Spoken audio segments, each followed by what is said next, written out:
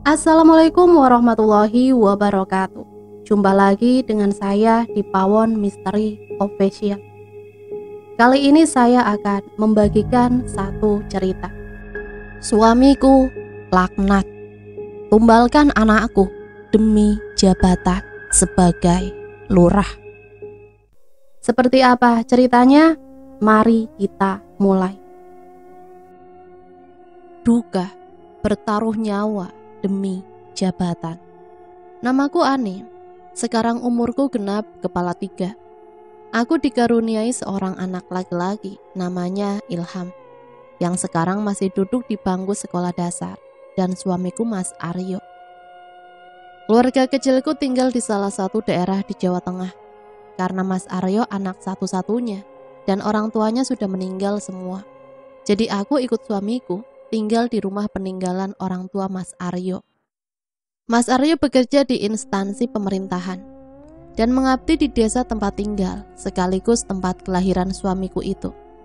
Sedangkan aku sendiri tidak bekerja, hanya ibu rumah tangga yang kesehariannya mengurus rumah dan keluarga. Keadaan ekonomi keluargaku alhamdulillah tidak kekurangan. Selama menikah juga Mas Aryo sangat baik. Tidak pernah membentak, apalagi sampai main fisik. Mas Aryo itu tipe suami yang sangat bertanggung jawab. Assalamualaikum. Terdengar suara Mas Aryo yang baru pulang dari kantor desa tempatnya bekerja. Waalaikumsalam Mas, ucapku sembari membuka pintu. Panas banget ya Bu? Iya Mas, mau hujan mungkin. Iya, jadi gerah, mau mandi dulu lah, ucap Mas Aryo sambil berjalan menuju kamar mandi. Selang beberapa saat aku bergegas membuat kopi dan menaruh di teras. Karena kebiasaan Mas Aryo kalau pulang kerja minta dibikinin kopi dan minta ditaruh di teras. Itu kopinya sudah di teras Mas. Iya Bu, terima kasih ya, ucap Mas Aryo dengan senyum manisnya. Memang Mas Aryo selalu ngucapin terima kasih meski sama istri sendiri. Karena sifat lembutnya itu yang membuatku sangat mencintai Mas Aryo. Tolong Bu, ambilin rokok di atas meja depan TV. Tadi lupa nggak sekalian ke bawah. Ini Mas. Terima kasih Bu. Si Ilham di mana? Mas lupa ya, sekarang kan jadwalnya Ilham les. Oh iya, lupa Bu. Selang beberapa saat, ojek yang antar jemput Ilham sampai di rumah. Assalamualaikum. Waalaikumsalam. Bagaimana lesnya? Biasa aja Pak. Kapan Pak jalan-jalan? Minggu besok deh, Bapak ajak kamu jalan-jalan, ucap Mas Aryo dengan memangku Ilham. Mas Aryo dan Ilham memang sangat dekat. Meski Ilham sudah kelas 4 SD, namun masih sering minta dipangku sama bapaknya. Bu, kalau Bapak ikut pildes gimana? Maksud Mas nyalon lurah? Iya Bu, gimana Bu? Aku sih terserah Mas saja. Memangnya sudah punya modal Mas buat nyalon lurah, ucapku ke Mas Aryo. Karena mencalonkan menjadi lurah memakan biaya yang tidak sedikit. Kalau di daerah suamiku, kalau orang nyalon lurah harus siap dana. Biasanya 40 hari sebelum pemilihan sudah banyak warga yang berkunjung ke rumah. Insya Allah ada Bu. Ya kalau ada sih nggak masalah Mas, aku ikut aja. Sudah banyak calon lurah yang gila karena gagal menang saat pemilihan. Mungkin karena biaya yang sudah dikeluarkan yang membuat kejiwaan menjadi terganggu. Harus siap mental dan materi. Apalagi lawan Mas Aryo adalah Pak Muji, yang saat ini masih aktif sebagai lurah di desaku. Sedikit flashback tentang Pak Lurah Muji.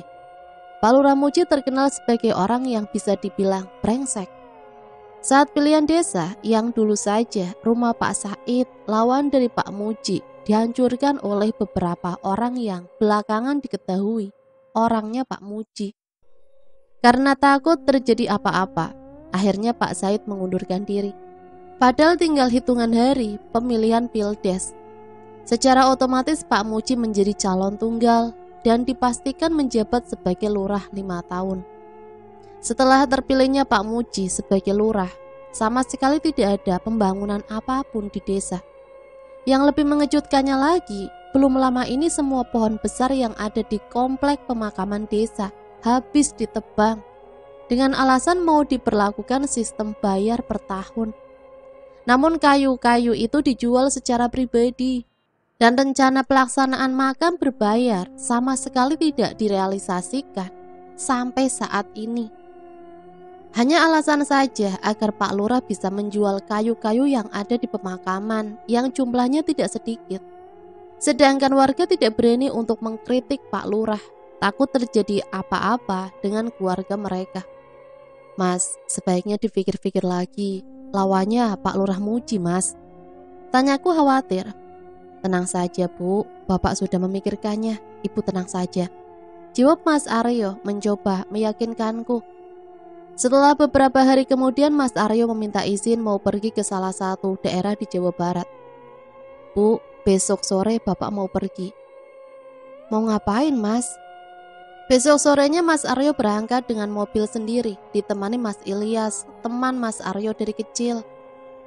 Mereka pun berangkat dari rumah sekitar jam 5 sore dan rencananya sekitar 2 hari di daerah itu. Mas Aryo juga tidak memberitahu tujuan ke daerah itu, hanya ngomong buat keperluan besok. Aku pun tidak menaruh curiga apapun. Kabar tentang Mas Aryo mau maju di Pildes besok sudah tersebar di desa. Dan apa yang aku takutkan terjadi juga. Saat Mas Aryo masih di Jawa Barat, malamnya aku dibuat khawatir dan takut. Terdengar jelas suara kaca yang pecah. Dan benar saja, kaca rumah sudah pecah terkena lemparan botol beling yang diisi bensin lalu dikasih sumbu. Kalau di sini namanya molotov. Dengan sengaja dilemparkan ke arah rumah. Syukur saja api tidak sempat membesar karena waktu itu masih sore sekitar jam 9. Jadi masih banyak orang. Termasuk sangat nekat kalau melihat masih jam 9 dengan terang-terangan berani bertindak seperti itu. Halo Mas. Iya Bu, ada apa? Cepat pulang Mas, rumah kita dilempari molotov barusan. Untung saja masih banyak orang, jadi bantuin madamin api. Ucapku dengan suara yang masih bergetar karena perasaan takut dan khawatir ada teror yang lebih parah lagi. Iya Bu, besok Bapak pulang. Sekarang Ibu minta temenin Bu Sisum dulu ya. Setelah itu aku pun meminta Bu Sisum untuk menginap di rumah aku. Bu Sisum itu tetangga sebelah rumah, namun sudah dekat sekali seperti saudara. Syukurlah tidak ada kejadian lagi malam itu. Sekitar jam 3 sore Mas Aryo dan Ilyas baru sampai di rumah. Assalamualaikum Bu. Waalaikumsalam. Ujar Bu Sisum membuka pintu. Bu, terima kasih sudah mau membantu Ani. Jadi ngerepotin terus. Ucap Mas Aryo ke Bu Sisum karena sudah sering direpotkan. Ish, gak apa-apa yo, Ibu gak ngerasa repot ini. Malahan seneng bisa nemenin Ilham sama Ani. Jadi rame-rame. Jawab Bu Sisum, karena Bu Sisum dan suami hanya tinggal berdua. Sebenarnya Bu Sisum punya anak, namun semua sudah berkeluarga dan tinggal di luar kota masing-masing. Jadi hanya setahun sekali bisa berkumpul bersama anak dan cucunya. Ani di mana Bu? Nganter les Ilham, bentar lagi juga pulang yuk. Ini bagaimana tadi malam Bu? Tanya Mas Aryo karena melihat 2 jendela sudah tidak ada kacanya. Ibu juga kaget yo, sekitar jam 9 tiba-tiba saja jendela rumah dilempar. Tapi ibu gak lihat siapa yang lempar. Ah bener-bener ini yo, pasti orangnya Muji. Ucap Ilyas sambil tiduran di sofa. Apa iya ya? Ucap Mas Aryo ragu. Lah kamu, kayak gak tahu Muji saja. Tuh tanya Bu Sisum, iya kan Bu? Tanya Ilyas sambil melihat Bu Sisum. Tanpa menjawab hanya mengangguk pelan, Bu Sisum mendengar ucapan Ilyas. Mungkin Bu Sisum takut salah bicara karena sudah menyangkut Pak Lurah Muji. Selang beberapa waktu aku dan Ilyas sampai di rumah karena ojek langganan yang biasa antar jemput sedang ada keperluan. Jadi aku yang jemput Ilyas. Setelah mengobrol beberapa saat, Bu Sisum dan Ilyas berpamitan pulang karena sebentar lagi maghrib. Selang beberapa hari setelah kejadian itu, keluargaku mendapat ancaman kembali. Sekitar jam 9 juga, saat aku dan Mas Aryo juga Ilham sedang bersantai menonton TV. Tiba-tiba saja terdengar suara orang-orang yang berada di depan rumah. Mas Aryo dan aku pun segera berjalan keluar. Pak, ada apa? Kok ramai banget? Itu Mas Aryo, ada api di atas, ucap Pak Sugeng dan beberapa orang yang saat itu sedang melihat ke atas rumah. Aku dan Mas Aryo langsung ke halaman karena penasaran. Astagfirullahalazim, ucap Mas Aryo terkejut. Saat aku melihat ke atas, aku melihat seperti bola api yang sangat besar sedang mengitari atap rumah. Karena takut ada apa-apa, aku buru-buru masuk rumah dan membawa Ilham keluar. Bola api itu berputar-putar di atas rumah cukup lama. Mas Aryo dan orang-orang di situ langsung membaca ayat kursi, dan tidak lama bola api pergi, menjauh dan meledak. Semua orang yang ada di situ terperanjat kaget, karena baru kali ini ada kejadian seperti itu. Selang beberapa hari setelah kejadian itu, kesehatan Ilham menurun drastis. Entah karena memang daya tubuh anakku yang melemah atau karena imbas dari bola api itu. Ilham sudah 2 hari ini badannya panas dan sesekali mengeluhkan badannya yang terasa sakit. Bu, sakit bu, ucap Ilham dengan menangis. Mana yang sakit nak? Ini loh bu, pundak Ilham sakit. Aku pun mengoleskan minyak kayu putih ke badan anakku. Astagfirullah, panas banget badanmu nak. Nanti sehabis maem ikut bapak sama ibu ya. Karena Ilham anaknya sangat takut kalau dibawa ke rumah sakit. Aku pun tidak memberitahu kalau Ilham mau aku antar ke rumah sakit untuk periksa. Kamu tunggu sebentar, ibu ambil maem dulu, biar kamu cepat sembuh. Ilham hanya mengangguk. Setelah selesai menyuapi Ilham, sekitar jam 10 siang, aku mengantar Ilham ke rumah sakit bareng Mas Aryo. Mas juga sakit? Enggak bu, memangnya kenapa? Dari tadi Mas diem aja, kirain juga sakit. Enggak bu, bapak lagi mikir aja, siapa yang mengganggu keluarga kita? Balas Mas Aryo sambil menyetir. Setelah beberapa menit, aku dan Mas Aryo sampai di salah satu rumah sakit yang cukup besar yang ada di daerahku. Ilham bangunin bu, ucap Mas Aryo karena Ilham dari tadi tertidur di kursi belakang. Nak, bangun. Iya bu. Ilham terbangun dan belum menyadari kalau sudah berada di parkiran rumah sakit. Saat aku ajak turun, Ilham kaget sudah ada di depan rumah sakit. Nggak mau bu. Ilham merengek sambil membuka pintu mobil, mau masuk ke mobil lagi. Nggak apa-apa mas, ucap Mas Aryo ke Ilham. Memang Mas Aryo suka manggil mas ke Ilham. Mungkin ingin punya anak lagi buat nemenin Ilham. Lah pak, takut. Nggak apa-apa mas, yuk sama bapak. Masa sudah besar gini kok, nanti kalau sembuh bapak ajak jalan-jalan deh. Setelah cukup lama membujuk, akhirnya Ilham mau untuk diperiksa. Setelah diperiksa, hasil diagnosa dokter sangat mengejutkan. Ilham dinyatakan sehat dan badannya juga tidak ada masalah. Ini bagaimana mas? Tanyaku merasa kebingungan dengan kondisi Ilham. Pulang dulu aja bu, nanti dipikir di rumah, ucap Mas Aryo sambil menggendong Ilham menuju mobil. Mau maem apa mas? Tanya Mas Aryo sambil berjalan pulang ke Ilham. Enggak lah pak, pengen tiduran di rumah. Aku dan Mas Aryo pun hanya terdiam sampai rumah. Sesampainya di rumah, Ilham langsung menuju kamarnya untuk tiduran. Halo Yas, kamu di mana? Mas Aryo yang langsung telepon Mas Ilyas. Entah apa yang dibicarakan. Setelah selesai Mas Aryo pamitan buat jemput Pak Nadir. Pak Nadir itu orang pintar di daerahku. Bu, Mas mau jemput Pak Nadir dulu ya. Siapa tahu bisa bantu nyembuhin Ilham. Iya mas, hati-hati di jalan. Selang beberapa waktu Mas Aryo dan Pak Nadir sudah sampai ke rumah dan langsung melihat Ilham. Astagfirullah, kamu ngapain di situ? Ganggu cucuku, ucap Pak Nadir pada saat melihat Ilham. Aku dan Mas Aryo pun hanya kebingungan melihat Pak Nadir seperti itu. Pergi kamu. Pak Nadir meminta aku mengambil air segelas dan dicampur garam. Aku pun langsung membuatkan dan memberikan ke Pak Nadir. Entah apa yang dibaca Pak Nadir, air garam itu diusapkan ke pundak Ilham. Dan anehnya Ilham hanya diam tanpa berbicara apapun. Ini ada yang ganggu anakmu sudah 3 hari ini, kata Pak Nadir. Siapa yang ganggu pak?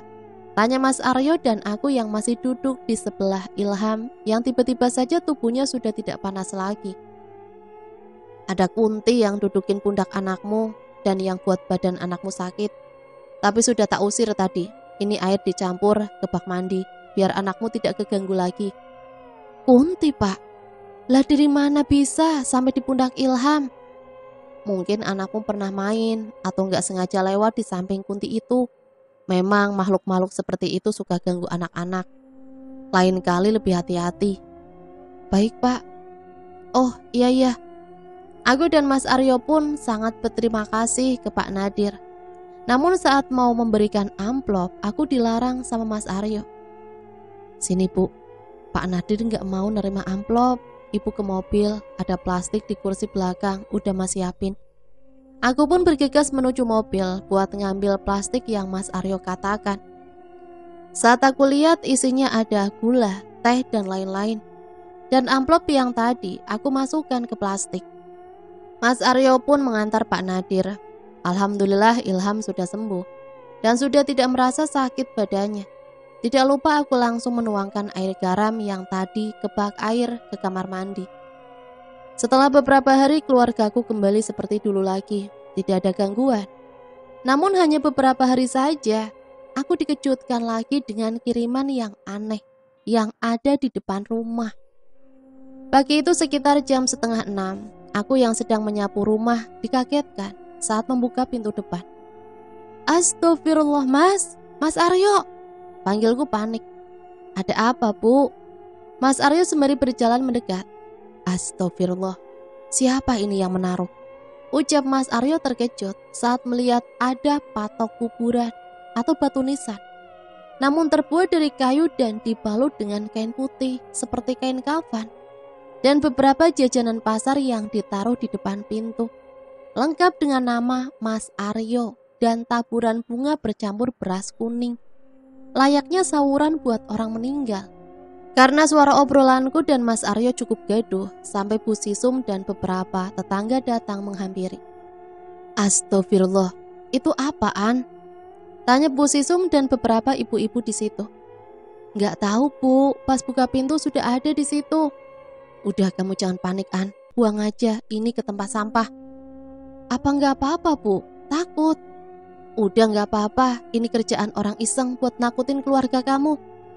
Akhirnya Mas Aryo pun membuang barang-barang tadi dan berharap tidak ada hal yang mengganggu. Mengingat hari pemilihan tinggal 1 bulan lagi. Benar saja, malamnya beberapa orang sudah datang ke rumah untuk sekedar lek-lekan atau begadang. Dan aku menyuruh tetangga buat nyiapin kopi dan semua kebutuhan buat begadang. Ada kopi, rokok, makan, dan lainnya. Dan itu akan berlangsung sampai hari pemilihan datang. Sekitar jam 10 malam saat orang-orang sedang begadang di rumah, tiba-tiba saja Bang Lohak datang bareng orang-orangnya. Bang Lohak itu tangan kanan Pak Lurah Muji. Tanpa bicara apapun, Bang Lohak langsung menendang kursi dan meja yang ada di situ. Alah, bubar! Kalian bubar! Teriak Bang Lohak. Apa? Sini, maju kalian. Mana Aryo? Anak kemarin udah sok-sokan. Dengan cepat orang-orang di situ, termasuk Mas Ilyas, langsung menemui Bang Lohak. Dikira kamu siapa? Ucap Mas Ilyas. Memang Mas Ilyas itu salah satu anggota Angkatan Darat yang masih aktif dinas. Heh, kamu, ayo melawan! Ucap Mas Ilyas sambil memegang baju Bang Lohak. Seketika itu juga Bang Lohak diam, mati kutu. Meski Mas Ilyas lebih muda, namun Mas Ilyas memang sangat berani dan lumayan diperhitungkan di situ. Wes, biarin saja, Yas. Ucap Mas Aryo keluar rumah. Apa? Nggak terima kamu? Ayo katakan, mau nyoba? Ucap Mas Ilyas. Maaf Dan, nggak tahu kalau ada di sini. Jawab Bang Lohak dengan wajah yang mulai pucat. Alah kamu, bentak Mas Ilyas sambil menampar Bang Lohak. Maaf Dan, saya salah. Wes, pergi sana. Bang Lohak pun pergi bersama anak buahnya. Kamu tenang saja yuk, biar tak beresin. Kabar-kabar saja. Iya Yas, terima kasih. Ucap Mas Aryo sambil memeluk pundak Mas Ilyas dan membawa ke dalam rumah. Selang beberapa hari selepas maghrib, aku dan Mas Aryo dikagetkan suara ledakan yang berasal dari kamar tidur. Suara yang sangat keras terdengar jelas. Astagfirullah, apa itu Mas? Tanyaku ke Mas Aryo. Buru-buru Mas Aryo dan aku mengecek kamar. Lah, apa ya Bu? Kok nggak ada apa-apa? Aku juga bingung Mas. Tidak lama tercium bau harum bunga melati yang sangat menyengat. Sudah Bu, yuk ke depan lagi, ajak Mas Aryo sembari menutup pintu kamar. Aku dan Mas Aryo malam itu tidur di kamar Ilham karena merasa tidak enak di kamar sendiri. Masih di malam itu, aku terbangun sekitar jam 3 pagi. Mas Aryo di mana? Batinku mungkin sedang ke kamar mandi. Aku pun berjalan menuju kamar mandi untuk pipis. Loh, Mas Aryo kok nggak ada? Setelah aku selesai dari kamar mandi, aku mendengar ada suara yang sedang menggerogoti kayu. Karena penasaran, aku pun berjalan menuju sumber suara yang terdengar seperti di dapur rumah. Astagfirullah, Mas. Aku tersetak kaget melihat Mas Aryo sedang berdiri menggerogoti pintu rumah.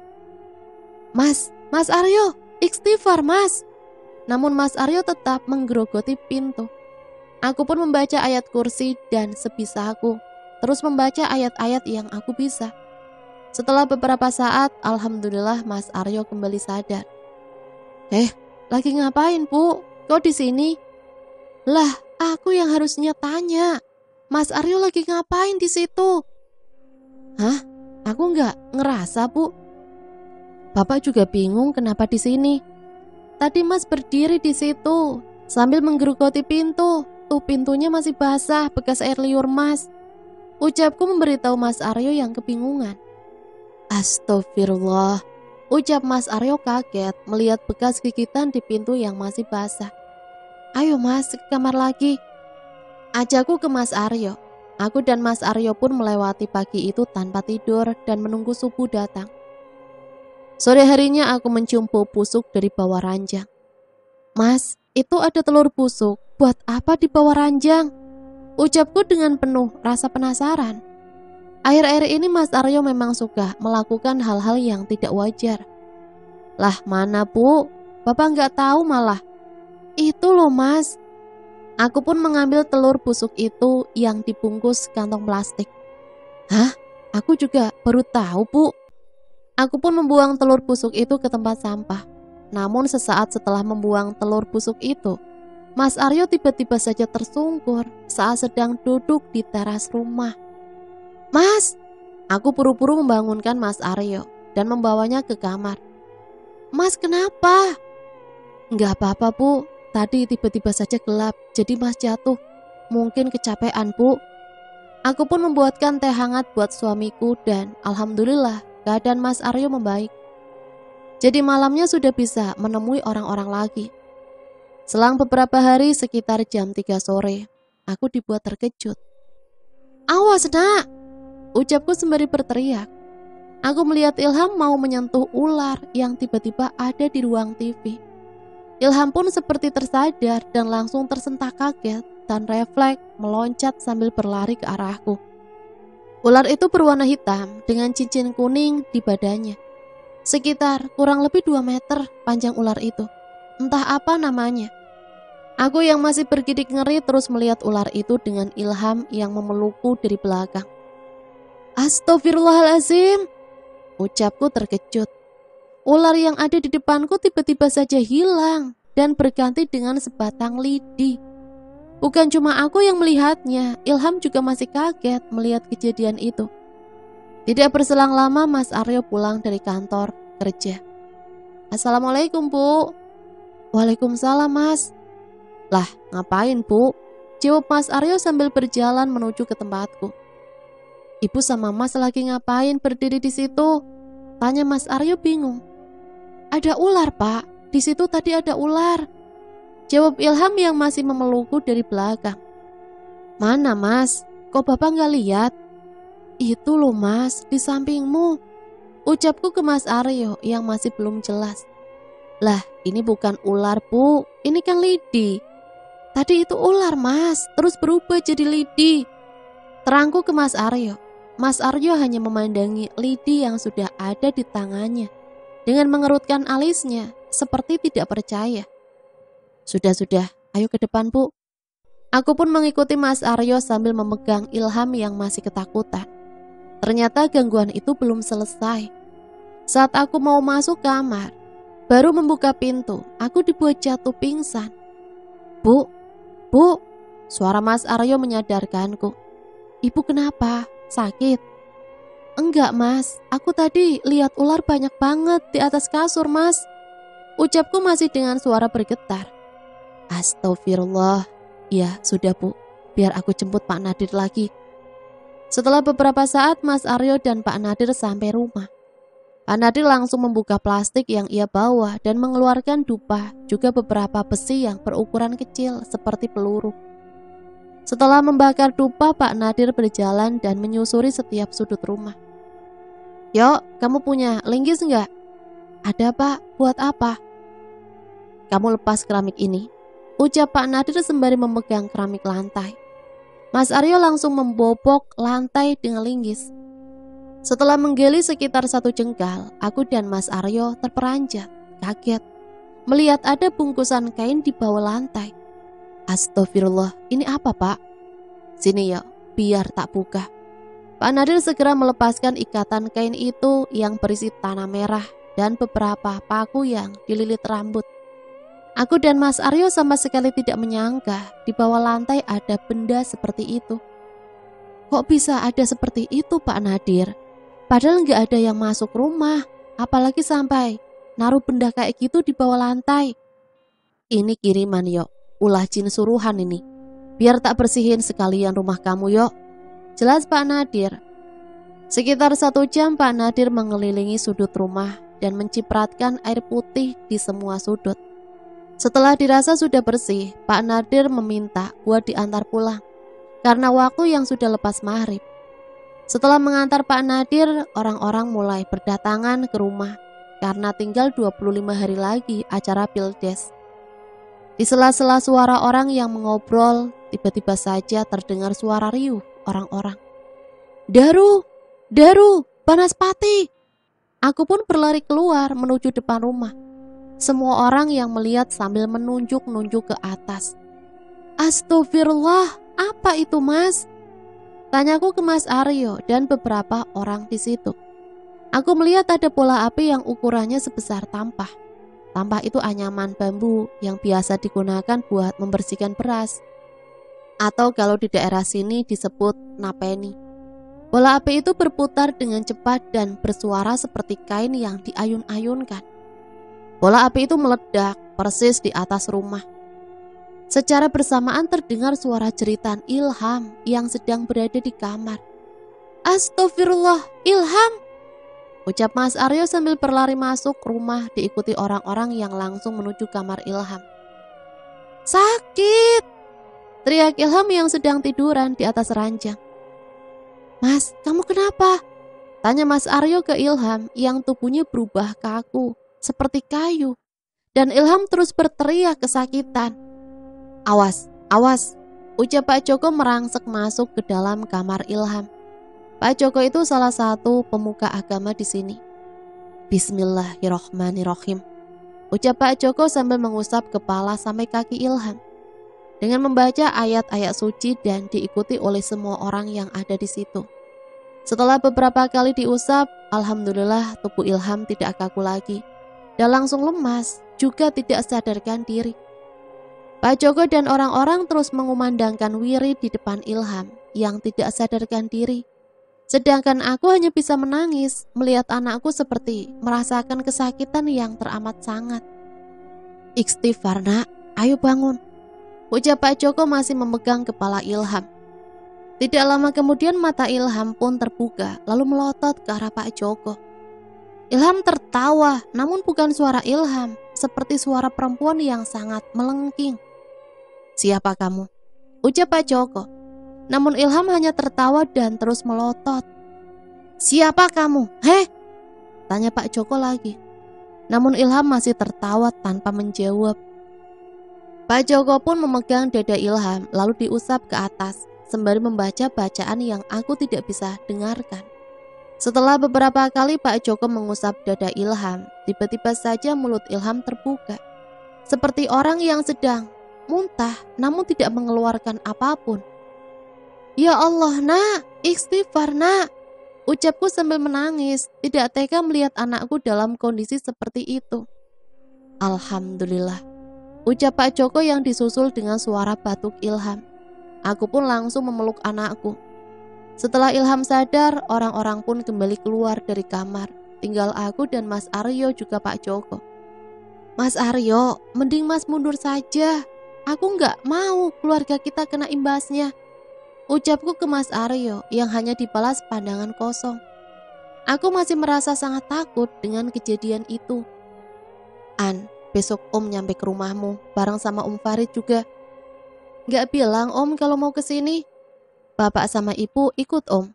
"Enggak, cuma Om sama Farid saja yang ke situ," ucap Om Ridwan di telepon. Aku pun tidak tahu kalau Om Ridwan mau berkunjung ke rumah.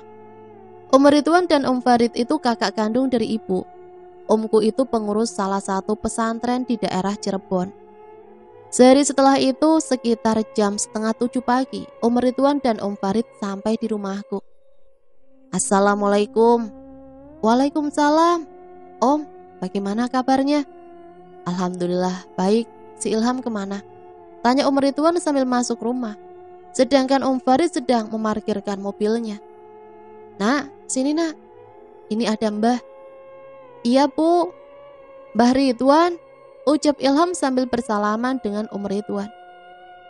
"Duh, udah cakep aja, udah besar sekarang." Saat asik mengobrol, Om Farid tiba-tiba saja bertanya, yang lumayan membuatku merasa bingung. "An, maaf ini." "Iya Om, ada apa?" "Ilham sakit-sakitan, dari kapan?" Aku langsung terdiam. Dari mana Omku tahu? Batinku, "Sekitar 10 harian ini Om. Dulu gak pernah kayak gitu, baru-baru ini Om." Saat Om baru sampai sini, Om lihat banyak asap yang mengelilingi rumah ini, An." "Hah? Asap Om?" "Iya, maaf ini An. Apa kamu atau suamimu sedang melakukan ritual tertentu?" "Ritual Om? Ani gak ngerti yang Om maksud." Mendadak semua terdiam. Aku pun juga terdiam memikirkan yang tadi Om katakan. Tidak lama Om bertanya lagi, "Apa kamu atau suamimu punya niat atau rencana yang besar akhir-akhir ini?" Mas Aryo mau nyalon kepala desa Om. Namun semenjak itu juga sering ada gangguan yang seperti dikirim oleh orang Om." "Begitu ya An. Lah ini Aryo di mana?" "Sedang pergi sama temannya Om, bentar lagi juga pulang." Aku pun segera menyiapkan makanan buat makan Om Ridwan dan Om Farid. Sedangkan Omku sedang tiduran di kamar tamu. Tidak lama kemudian terdengar suara Mas Aryo yang baru pulang. "Mas, itu Om Ridwan sama Om Farid datang tadi pagi." "Di mana Bu?" "Di kamar, nanti aja Mas kalau sudah selesai istirahat ketemunya," ucapku menahan Mas Aryo yang mau menemui Om. Mas Aryo pun masuk ke kamar, beristirahat. Karena tadi pagi-pagi sekali sudah pergi. Meski hari pemilihan sudah dekat, namun aku dan Mas Aryo tidak merasa sibuk. Karena semua sudah ada yang mengurusnya. Untuk kader pun sudah ada, dan orang yang melayani tamu pun juga sudah ada.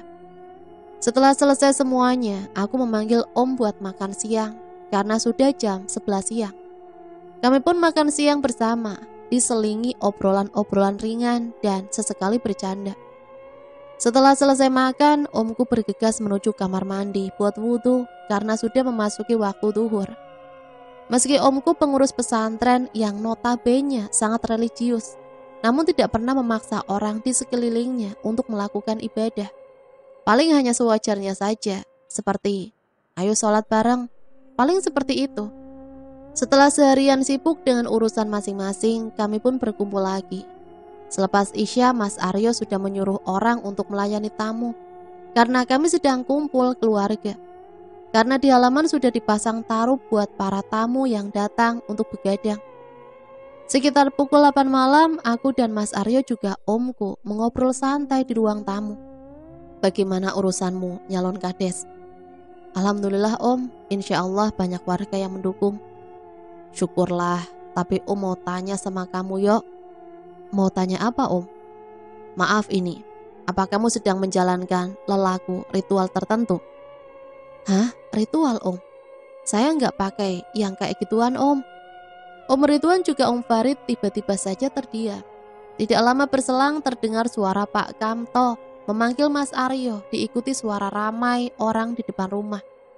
Buru-buru aku dan Om juga Mas Aryo keluar rumah, sedangkan Ilham sedang fokus main game di handphonenya. Itu Mas, di atas rumah Mas Aryo, ucap beberapa orang dengan sangat antusias. Astagfirullah. Om Ridwan dan Om Farid langsung membaca ayat-ayat suci Al-Quran. Ternyata bola api itu datang lagi, namun kali ini berwarna merah kebiru-biruan. Saat Om Ridwan masih membaca ayat-ayat, Om Farid langsung berlari ke dalam rumah dan keluar membawa tasbih dan langsung dilemparkan ke arah bola api itu. Terdengar sangat keras, bola api itu meledak setelah dilempar tasbih sama Om Farid. Hampir bersamaan dengan suara ledakan itu, kejadian yang lalu terulang kembali. Ilham yang sedang duduk di teras sambil main game tiba-tiba saja terjatuh ke lantai. Tubuhnya bergetar hebat, namun juga sangat kaku. Tanpa berpikir lagi, Omku langsung berlari menuju Ilham. Dengan cepat Om menyadarkan Ilham. Semua orang yang ada di situ pun hanya bisa melihat dan terus bersama-sama membaca wirid. Tubuh Ilham dipopong masuk ke rumah oleh Om Farid. Tidak berselang lama Ilham sepenuhnya tersadar.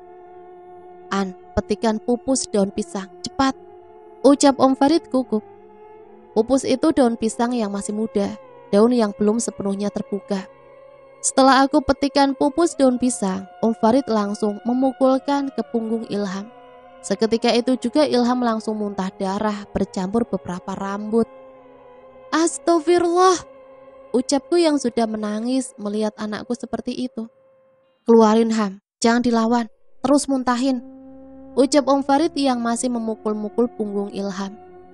Setelah beberapa saat Om Farid berhenti memukul punggung Ilham dan tidak lama Ilham pun sudah berhenti muntah dan aku rebahkan di sofa ruang tamu. Sudah berapa kali Ilham kayak gini yo? Tanya Om Ridwan. Sudah 2 kali Om. Kalau bola api itu datang pasti Ilham kena gangguan itu Om. Siapa yang tidak suka dengan keluargamu yo? Kembali Om Ridwan bertanya ke Mas Aryo. Muji Om, Muji itu lurah yang sekarang dan besok jadi pesaing di Pildes Om. Aku dan Mas Aryo menceritakan semuanya tentang teror yang keluargaku alami. Ilham, bawa masuk An, ditemani di kamar, jangan sendirian, ucap Om Ridwan kepadaku yang langsung aku turuti. Malam itu pun aku tidur di kamar Ilham. Keesokan paginya Om meminta izin buat pulang dulu ke Cirebon. An, Aryo mana? Tanya Om Farid. Tadi baru berangkat Om, ada apa Om? Biar Ani telepon suruh pulang dulu. Udah, gak usah, Om cuma mau pulang dulu ke Cirebon. Nanti malam Om kesini lagi. Pulang Om, baru kemarin datang. Iya, kamu siapin tempat ya, Om mau jemput anak-anak di pesantren buat bantu. Oh, iya Om, nanti aku bilangin ke Mas Aryo. Jawabku mengiyakan. Omku pun pagi itu berangkat ke Cirebon dan sore insya Allah kesini lagi. Karena jarak daerahku ke Cirebon tidak terlalu jauh, sekitar 4 jam perjalanan. Kenapa setiap ada bola api, Ilham pasti kena imbasnya? Batinku sendiri. Sebenarnya aku sudah meminta Mas Aryo untuk mundur saja, melihat resiko yang sangat besar kalau diteruskan. Sedangkan waktu pemilihan lurah tinggal 2 minggu lagi. Aku takut hal lebih parah terjadi. Namun Mas Aryo belum menyetujui itu. Sekitar jam 6 sore, mobil Om Ridwan sudah sampai di sini. Namun kali ini membawa 4 orang santrinya. Semua tamu yang sudah ada di rumahku juga diminta untuk ikut berdoa bersama. Om Ridwan dan Om Farid diikuti santrinya duduk memutar dan masing-masing seperti sedang membaca ayat-ayat. Namun aku tidak bisa mendengarnya. Hanya gerakan bibirnya saja yang seperti sedang membaca. Orang-orang di situ pun semua membaca doa tahlil dan tahmid. Tiba-tiba angin bertiup lumayan kencang, namun udara di situ berubah sangat gerah dan panas. Tiba-tiba suara telapak tangan Om Ridwan memukul lantai. Tidak lama Mas Aryo terjungkal ke belakang, seperti ada yang mendorongnya. Terdengar suara Mas Aryo merintih kesakitan, disusul dengan muntah darah, sama seperti yang Ilham alami. Mas Aryo, aku buru-buru menghampiri suamiku yang sudah terkulai lemah dan dengan noda darah yang mengenai baju Mas Aryo. Namun Om Ridwan dan semua temannya masih duduk bersila dan terus membaca doa. Aku yang sangat khawatir hanya bisa memeluk suamiku yang sudah aku dudukan kembali. Sedangkan di luar masih ramai suara tamu yang datang. Memang tidak semua orang mengetahui kejadian itu, hanya beberapa saja, karena yang lainnya berada di luar rumah. Setelah beberapa saat, Om Ridwan menyudahinya. Alhamdulillah, ucap Om Ridwan sambil mengusapkan kedua tangannya ke wajah, yang diikuti oleh semua santrinya. Bawa Aryo ke kamar An, suruh Om Farid ke aku. Ya Om. Aku pun membantu Mas Aryo berjalan ke kamar karena kondisi yang masih sangat lemah. Tidak mungkin untuk berjalan sendiri. Setelah merabahkan Mas Aryo di kamar, aku kembali keluar buat melihat Ilham. Syukurlah Ilham baik-baik saja, sedang tertidur di kamarnya. Bagaimana Om? Tanyaku ke Om Ridwan yang masih duduk bersilah dengan santri-santrinya. Udah, gak apa-apa. Besok saja Om jawabnya ya An. Aku pun hanya mengangguk sambil berdiri pergi, membuat minuman untuk omku dan santrinya. Keesokan harinya aku mendengar kabar dari beberapa orang kalau tersiar gosip Mas Aryo tadi malam menjalankan ritual agar menang di Pilkades yang tinggal beberapa hari lagi. Entah siapa yang menyebarkan gosip itu. Karena aku tidak mau ambil pusing, aku pun mengabaikan kabar miring tersebut. Memang hawa panas sangat terasa di Pildes kali ini. Karena Pak Muji juga masih sangat ngotot buat menang. Apa mungkin semua ini ulah Pak Muji ya Om? Ucapku ke Om Farid. Gus, gak boleh suuzon An. Ya bukannya gitu Om, tapi dia kan lawannya Mas Aryo. Udah, gak usah mikir macem-macem An. Berdoa saja biar selamat dan dilancarkan semua urusan. Setelah selesai sholat Isya, malamnya Om Ridwan juga Om Farid melakukan doa bersama lagi, diikuti santri-santrinya. Namun kali ini sama sekali tidak ada orang luar ataupun tetangga, juga para tamu. Tidak dikasih tahu kalau malam ini mau diadakan doa bersama lagi. Takut ada kabar yang tidak-tidak seperti kemarin. Mas Aryo, aku dan Ilham mengikuti doa bersama malam itu. Setelah beberapa kali Mas Ridwan menepuk tangannya ke lantai, tiba-tiba saja Ilham tidak sadarkan diri. Diikuti dengan tubuh Mas Aryo yang gemetar dan langsung meronta-ronta seperti ayam yang sedang disembelih. Aku yang mau menolong Mas Aryo dilarang sama Om Farid. Aku pun kembali terduduk dan ikut berdoa dengan perasaan yang sangat khawatir. Tubuh Mas Aryo ditahan oleh 4 santrinya, Om. Allahu Akbar, ucap Om Ridwan sambil menepuk lantai dengan tangannya. Seketika itu juga tubuh Mas Aryo terdiam, lemah. Hanya mata Mas Aryo yang terbuka. Bahkan untuk menggerakkan tangannya pun tidak mampu. Kemarin kamu pergi ke orang pintar, mana yo? Tanya Om Ridwan. Namun Mas Aryo hanya diam dan menunduk. Aku terus memperhatikan suamiku itu. Kemarin kamu kemana yo? Ucap Om Ridwan mengulanginya, namun dengan nada yang tinggi. Mas Aryo pun masih tetap diam. Kamu demi jabatan, tega-teganya mau ngorbanin anakmu. Jawab. Mas Aryo masih tertunduk. Sedangkan aku merasa sangat terkejut dengan ucapan Om Ridwan. Mas Aryo, jawab Mas. Ucapku sambil menggoyangkan tubuh Mas Aryo yang masih diam, duduk tertunduk. Setelah beberapa lama diam, Mas Aryo akhirnya menjawab. Maaf An. Ucap Mas Aryo dengan suara lirih. Bercampur isak tangis Mas Aryo yang mulai menitikkan air matanya. Astagfirullah Mas. Aku seperti merasa sangat terpukul dengan perbuatan Mas Aryo. Ternyata bukan Pak Muji yang selama ini aku curigai. Semua bola api dan rentetan kejadian mistis yang membahayakan Ilham ternyata ulah Mas Aryo. Aku pun memanggil Mas Ilyas yang dulu ikut mengantarkan Mas Aryo ke salah satu daerah. Ternyata Mas Ilyas sama sekali tidak mengetahui hal itu. Dengan kejinya, suamiku mau mengorbankan anaknya sendiri demi menang menjadi kades. Aku pun sangat kecewa dan langsung ikut pulang ke Tangerang bareng omku. Sedangkan Mas Aryo tetap melanjutkan nyalon kadesnya. Setelah selesai pemungutan suara, Mas Aryo sama sekali tidak ada yang memilih. Karena semua orang di desa mengetahui perbuatan Mas Aryo. Entah siapa yang memberitahu warga. Aku pun menggugat cerai Mas Aryo. Aku pindah ke rumah orang tuaku bersama Ilham.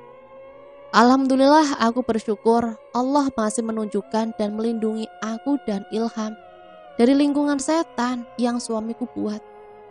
Kabar terakhir yang aku dapatkan, rumah Mas Aryo sudah dibakar warga setelah pemilihan lurah.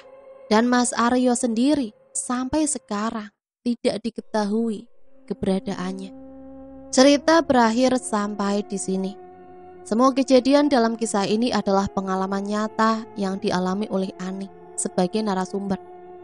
Semua nama dan tempat sudah disamarkan untuk menjaga privasi dan keamanan semua yang terlibat dalam cerita ini. Semoga kita bisa mengambil hikmah dan pelajaran di cerita ini ya. Ambil sisi positifnya dan buang jauh-jauh hal negatifnya. Sampai di sini saya pamit undur diri, mohon maaf apabila banyak salah kata. Sampai berjumpa kembali di cerita-cerita selanjutnya.